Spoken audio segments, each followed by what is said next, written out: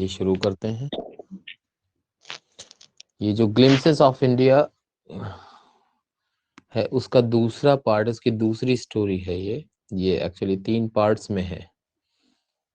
तो Coorg is coffee country famous for its rain forest and spices. Coffee country मतलब ऐसी जगह है, ऐसा देहात है जहां पर कॉफी पैदा होती है, बनाई जाती है। ठीक है। और फेमस किस लिए है? ये अपने रेन फॉरेस्ट और स्पाइसेस। रेन फॉरेस्ट समझते क्या होता है?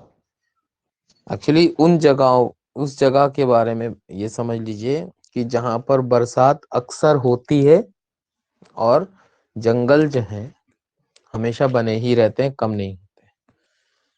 पेड़ काटते हैं फिर पेड़ बढ़ते हैं, सब होता रहता है। ठीक है। तो रेन फॉरेस्ट का मतलब रेन पर डिपेंड है वो फॉरेस्ट। एक तो होता है जैसे आपका डेजर्ट एरिया है तो वहां रेन फॉरेस्ट नहीं हो सकता। दूसरी बात और यह है कि यहाँ की जो फॉरेस्ट होते हैं, रेन फॉरेस्ट में पर्टिकुलर पेड़ ज्यादा पाए जाते हैं, अलग अलग तरह के। स्पाइसेस के लिए मशहूर है। स्पाइसेस तो आप समझते हैं, मसाले, काली मिर्च, इलायची वगैरह। Midway between Mysore and the coastal town of Mangalore sits a piece of heaven that must have drifted from the kingdom of God. Midway यानी मैसूर, मैसूर आपने सुना है, और मैंगलोर, ये दो साउथ इंडिया में मौजूद हैं, दोनों के दोनों सिटीज। उनके बीच में एक जगह ऐसी है, sits a piece of heaven that must have drifted, ऐसा लगता है वो किंगडम ऑफ गॉड, गॉड के किंगडम से ड्रिफ्टेड फ्रॉम, ड्रिफ्ट मतलब घिसट कर चली आई है, drifted had been carried along gently by air, लगता है कि हवा के जरिए गॉड के किंगडम से चला आया है वो जगह। ठीक है। इतनी खूबसूरत है वो। This land of rolling hills is inhabited by a proud race of martial men, beautiful women and wild creatures.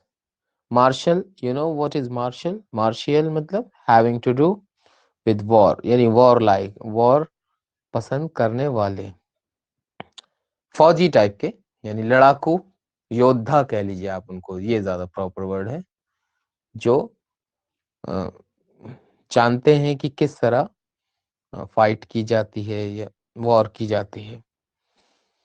और वहाँ की औरतें बहुत खूबसूरत हैं। एंड वाइल्ड क्रीचर्स, और जो वहाँ पर जंगली जानवर हैं वो इन सब चीजों के लिए जाना जाता है ये लैंड जो है।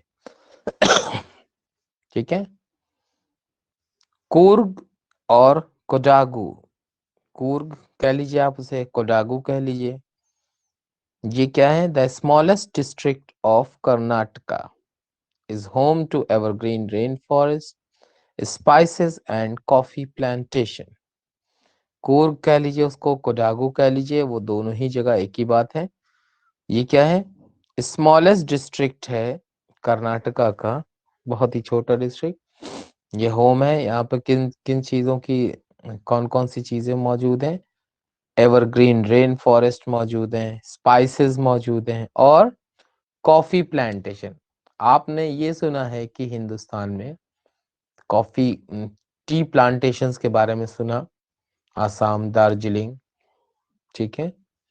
और आज आप सुन रहे हैं कि कॉफी प्लांटेशंस के बारे में भी इंडिया में मशहूर जगह कूर्ग है। ठीक है। Evergreen rain forest cover 30% of this district. अब आप सोच लीजिए कि पूरा जो डिस्ट्रिक्ट है उसके अंदर 30% एरिया सिर्फ फॉरेस्ट है। ठीक है। यानी अगर 70% में बाकी चीजें हैं, पहाड़ भी हैं, तो 30% बहुत अच्छा खासा एरिया एवरग्रीन रेन फॉरेस्ट मौजूद है। During the monsoons it pours enough to keep many visitors away. अब जो monsoons, you know what is monsoon? Monsoon season है, बारिश का सीजन। इट पोर्स इनफ, अच्छा खासा पानी बरसता है, to keep many visitors away, उन दिनों बाकी कंट्री से इसका कनेक्शन टूट जाता है जब पानी बरसता है, तो बाहर के लोग आते जाते नहीं वहां पर। During the monsoons it pours enough, okay. The season of Joy commences from September and continue till March. अब सितंबर से लेकर के मार्च तक का जो वक्त है वो खुशियों का टाइम आप कह लीजिए। The weather with some showers thrown in for good measure, धीरे हल्की हल्की पानी की बारिश, बूंदे, ठीक है, thrown in for good measure, और इससे क्या होता है और मजेदार हो जाता है मौसम। The air breathes of invigorating, the air breathes of invigorating coffee. Coffee estates and colonial bungalows stand tucked under,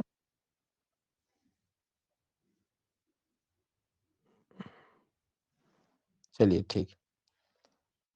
तो ये जो एयर है, the weather is perfect with some showers, you know showers यहाँ पे क्या है, thrown in for good measure, मतलब मौसम तो अच्छा होता ही है और थोड़ी बहुत जो बारिश होती है वो मौसम को और बेहतर बनाए रखती है, हल्की फुल्की कभी कभी हो गई बीच में। The air breathes of इनविगरेटिंग coffee, और हवा में खुशबू किसकी फैलती है, इनविगरेटिंग कॉफी, कॉफी की खुशबू। तो यहाँ पर और क्या क्या मिलेगा आपको, coffee estates, you know estates क्या होते हैं, जो प्लांटेशंस होते हैं, जैसे टी स्टेट्स होती हैं कि सिर्फ उस एरिया में चाय पैदा होती है, जैसे इसी तरह यहाँ कॉफी एस्टेट्स, ठीक है। And colonial bungalows stand tugged, colonial bungalows you know कब के हैं, कॉलोनियल पहले के टाइम के, पुराने वक्त के bungalows stand tugged under tree canopies इन प्राइम कॉर्नर्स। कहाँ कहाँ मिलेंगे ये आपको, ट्री कॉर्नर्स, ट्री कैनोपीज इन प्राइम कॉर्नर्स, टग्ड अंडर यानी ऊपर तो पूरे का पूरे पेड़ जो हैं घेरे हुए नीचे की तरफ, मतलब रेन फॉरेस्ट में खास बात यही होती है कि बहुत घने जंगल होते हैं, ठीक है। तो ये सब कहाँ पाए जाते हैं, उसी के नीचे आपको बंगलोज मिलेंगे। ट्रेडिशनल कूर्गी ड्रेस आप सामने देख रहे हैं, ठीक है, वहाँ का ये पारंपरिक पहनावा कह लीजिए, पारंपरिक यू नो, जो लोग अक्सर, जैसे हमारे यहाँ अलग है, सब जगह जगह पे अलग अलग चीजें हैं, पहनते हैं लोग, ठीक है। तो the fiercely independent people of Coorg are possibly of Greek or Arabic descent. Fiercely independent, you know what is fiercely independent? ये वो लोग हैं जिनको अपनी आजादी बेहद प्यारी है, मतलब कोई कॉम्प्रोमाइज नहीं, ठीक है। Independent people of Coorg are possibly of, या तो ये ग्रीक लोग हैं यानी ग्रीस से आए हुए, यूनान के, या फिर अरेबिक खानदान है, या अरब खानदान है, जिनके अंदर ये कल्चर आप देख रहे हो, उस आदमी की शबाहत से भी आपको लग रहा होगा कि ये कुछ अलग इनका रेस नजर आती है, फोर फादर्स इनके इंडियन नहीं है, मतलब इन द सेंस इंडिया में पैदा हुए हैं लेकिन इनका खानदान कहीं बाहर से आया हुआ हो सकता है, अरेबिक या फिर Greek. As one story goes, एक कहानी भी है उसके बारे में, a part of Alexander's army moved south along the coast and settled here when return became impractical.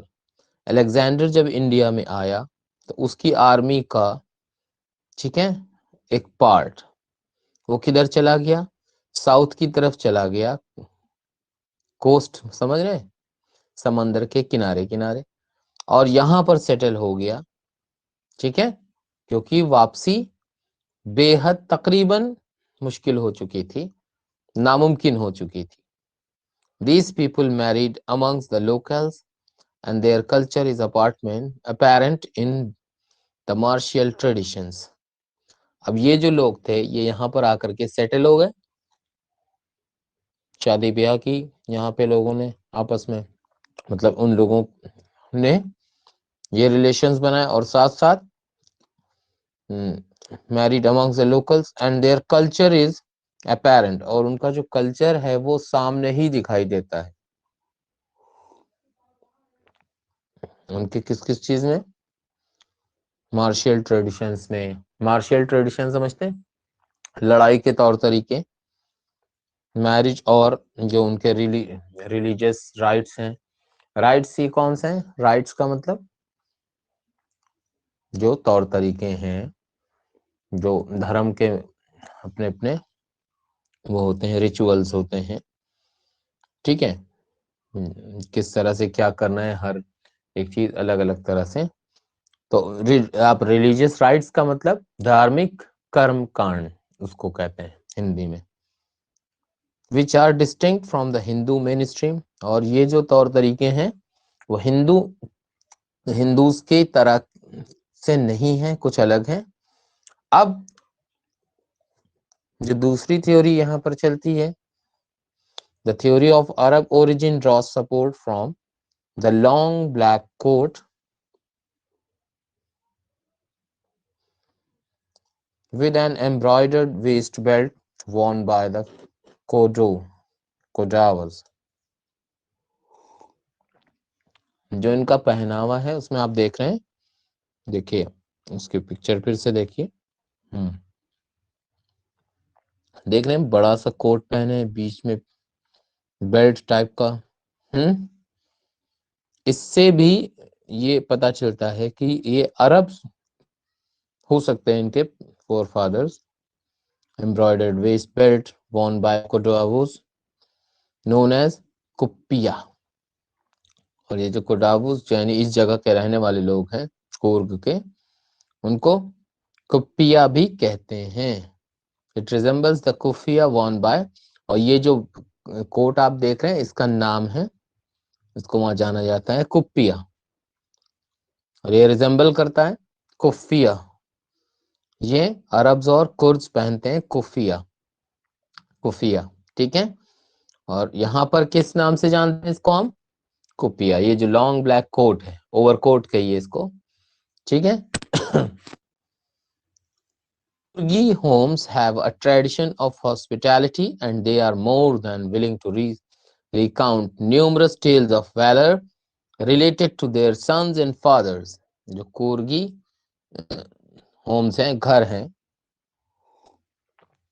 वहां के रहने वालों के जो घर हैं उसके अंदर ट्रेडिशन ऑफ हॉस्पिटैलिटी यानी खातिर स्वागत की, खातिर तवाज़ो की बहुत अच्छी वहां पर परंपरा चली आ रही है, ठीक है।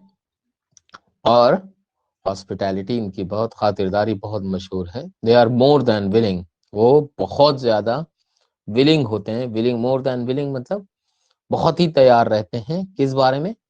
To recount numerous tales of valour, बहुत सारी बहादुरी की कहानियां सुनाने में।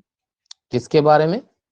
जो उनके बेटे और फादर्स की थी। The Kurg regiment is one of the most decorated in the Indian Army. अच्छा, इंडिया में, इंडियन आर्मी में कुर्ग रेजिमेंट भी मौजूद है,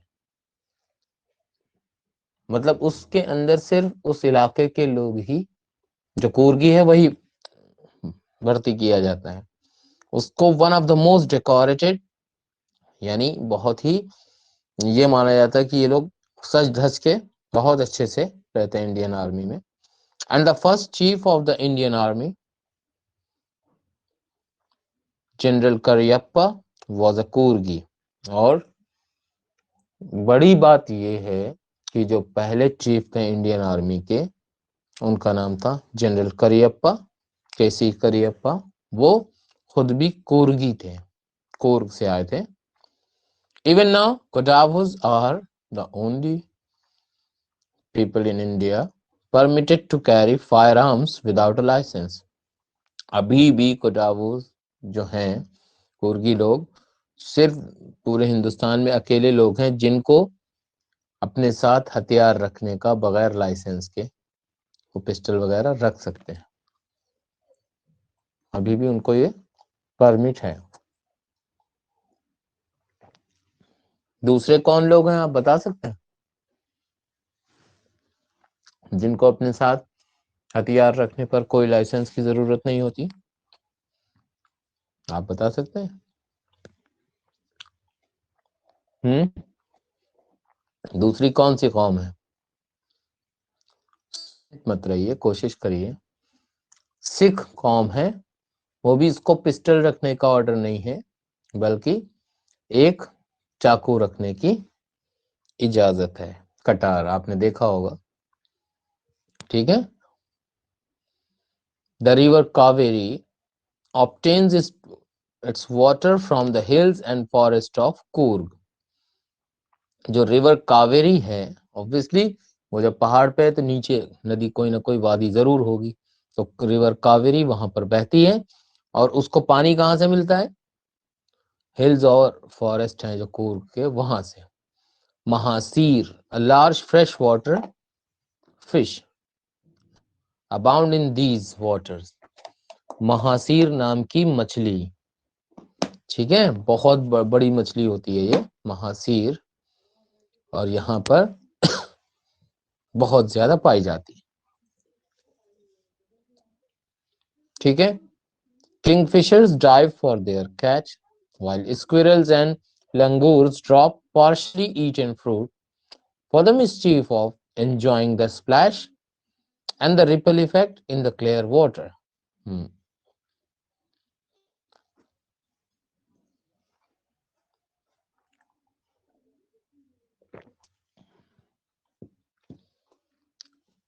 ओके, किंगफिशर्स, अब ये समझ लिए महासीर नाम की थोड़ी बड़ी मछली होती है, वो यहाँ पर, ये फ्रेश वाटर फिश है। फ्रेश वाटर फिश का मतलब समंदरी मछली नहीं है, तालाबों नदियों की, ठीक है।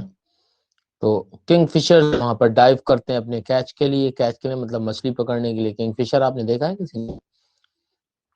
बहुत खूबसूरत बर्ड होती है। वो मछली पकड़ने के लिए ऊपर से गोता लगाते हैं जबकि स्क्विरल्स और लंगूर्स थोड़े से अपने इन जानवरों की आदत होती कुतर देते हैं अपने पार्सली ईटन को। मिस्चीफ ऑफ एंजॉइंग, क्यों कुतर के पानी में फेंकते हैं? ताकि उसमें पानी स्प्लैश क्रिएट हो और रिपल, रिपल समझते हैं? स्प्लैश और रिपल समझ होती है, किसी पानी में पत्थर फेंकिए उसमें लहरें जो पैदा होती हैं। हो सकता है आपने कभी इस चीज को किया हो, नहीं किया हो तो कभी करके देखिएगा, बहुत बहुत मजेदार चीज है। तालाब, लेकिन सावधानी से कीजिएगा, ठीक है। थोड़ा सा एक पत्थर का टुकड़ा नहीं, स्प्लैश और रिपल, रिपल्स जैसे पानी की बाल्टी लीजिए, इसको पानी को एकदम रुक जाए तब एक जरा सा कोई पत्थर का टुकड़ा डालिए, उसमें ऊपर से गिराइए तो पानी उछल के वापस आएगा, वो रिपल कहलाता है। और उसके बाद जो उसमें लहरें बनेंगी, पानी जब उछल के वापस आएगा स्प्लैश हुआ, और जब उसमें लहरें बनेंगी वो रिपल्स। बहुत मजेदार चीज है, करके देखिएगा। अभी तक आपने किया होगा लेकिन ध्यान नहीं दिया। Elephants enjoy being bathed and scrubbed in the river by their mahouts. और एलिफेंट्स जो है उनको भी बहुत मजा आता है उनके महाउत। महाउत समझते हैं कौन होते हैं? महाउत वो होते हैं जो एलिफेंट को कंट्रोल रखते हैं, एलिफेंट के ड्राइवर समझ लीजिए, राइडर है ना, उनको महावत हिंदी में कहते हैं। यहाँ इंग्लिश वर्ड उसके लिए महाउत बताया है। वो एलिफेंट को बहुत मजा आता है पानी में जब वो नहाते हैं और उनके मालिक उनको रगड़ते हैं रिवर में किनारे से, मतलब उनकी बॉडी साफ करते हैं, तो बहुत एंजॉय करता है elephant. The most laid back individuals become converts to the life of high energy adventure with river rafting। laid back का मतलब होता है relaxed। the most laid back individuals ऐसे लोग, ऐसे लड़के, ऐसे लोग जो जिनको कोई काम की मतलब रिलैक्स हैं, वो क्या करते हैं? Become converts to the life of high energy. बहुत सुस्त लोग भी जब उसमें रिवर राफ्टिंग करते हैं तो हाई एनर्जेटिक एडवेंचर को पसंद करते हैं। रिवर राफ्टिंग आप लोगों में से किसी ने नहीं देखी होगी, जहां तक मुझे उम्मीद है। उसमें एक ये नाव में पानी को चलाना, नाव को पानी में चलाना, सॉरी, ठीक है, बहुत एंटरटेनिंग चीज है ये, लेकिन बहुत ही डराने वाला भी एक्सपीरियंस है। इसलिए जब भी अगर किसी के पास ऐसा हो, वो अकेले उसे नहीं करना चाहिए, और वैसे तो मौका ही बहुत मिलेगा वहां पर। जो बहुत सुस्त लोग हैं, हाँ, ये और उसमें बहुत हाई एनर्जी का काम है रिवर राफ्टिंग। हम लोग बचपन में यहाँ पर तालाब था, उसमें नाव कभी कभी चलाते थे। बहुत मजेदार काम है ये, हाई एनर्जी एडवेंचर है रिवर राफ्टिंग। और रिवर राफ्टिंग भी अकेले एक तरह की चीज नहीं है, कैनोइंग है ना, रैपलिंग, देखिए सबके meaning. In a water in a raft, raft जो होती है वो असल में फ्लैट नाव होती है, ठीक है। इसमें क्या होता है, दो प्लैंक्स को यानी पटरों को जोड़ दीजिए, उसके पर आराम से बैठिए, पर पटरे कुछ ऊपर कुछ नीचे, पानी में थोड़ा ऊपर नीचे होते हुए चलते हैं। बहुत मजेदार काम है। मैंने तो हालांकि वो नहीं किया, हम लोगों ने बोट में बोट को रो किया है ना, लेकिन देखने में आप कभी गौर कीजिएगा, एडवेंचरस लोग इसको करते हैं। फिर canoeing, travelling in a water in a canoe, एक नैरो बोट होती है, उसके अंदर बैठ करके, जो है नैरो मतलब पतली सी नाव, और उसके अंदर बैठ करके ट्रैवल करना, इसको कैनोइंग कहते हैं। Rappelling, going down a cliff by sliding down a rope, गजब का काम है। लिखा है rappelling a cliff by sliding down a rope, एक रस्सी पर, है ना, रस्सी के जरिए ऊंची जगह से नीचे आना। इसके लिए बहुत सारी चीजें और होती होंगी, आपको शायद अंदाजा हो, जो या किसी ने शायद एंजॉय किया हो। तो उसमें क्या होता है, एक तो वो होती है पूरी मैकेनिक केबिन टाइप का होता है, वो एक जगह से दूसरी जगह पहाड़ों पे अक्सर ट्रैवल करने में तार के ऊपर होता है ना, समथिंग लाइक दैट। और रॉक क्लाइंबिंग, रॉक क्लाइंबिंग भी एक खेल है। रॉक क्लाइंबिंग समझते क्या होता है, बड़ी बड़े पत्थरों के ऊपर चढ़ना। अगर आप लोगों ने मैन वर्सेस वाइल्ड शो देखा होगा, तो इसमें इन सब चीजों से को जरूर दिखाया गया, जो डिस्कवरी पे आता था। तो उसमें रॉक क्लाइंबिंग और माउंटेन बाइकिंग, माउंटेन बाइकिंग ये एक और जबरदस्त कारनामा है। बहुत ही, ये इस तरह के खेल जिनको आपने नाम सुना है, ये बहुत ज्यादा एनर्जी चाहिए इनके लिए, और बहुत मजेदार होते हैं, बहुत एक्साइटिंग होते हैं, बहुत खतरनाक भी होते हैं। ये सब वहां पर किया जाता है। अगर आप इनमें से कुछ करेंगे कभी, तो आपको प्रोफेशनल ट्रेनर्स की जरूरत पड़ेगी। Numerous walking trails in this region are a favourite with trekkers. अब इसके साथ साथ कुछ लोगों को शौक होता है ट्रैकिंग का। ट्रैकिंग कहते हैं पैदल चाहे अपना सामान पीछे बांधा और दूर दराज इलाकों पर चलने का, ये भी एक आपका स्पोर्ट है। तो बहुत सारे वॉकिंग ट्रैक्स मौजूद हैं वहां पर, ट्रेल्स मौजूद हैं वॉकर्स के लिए, ठीक है।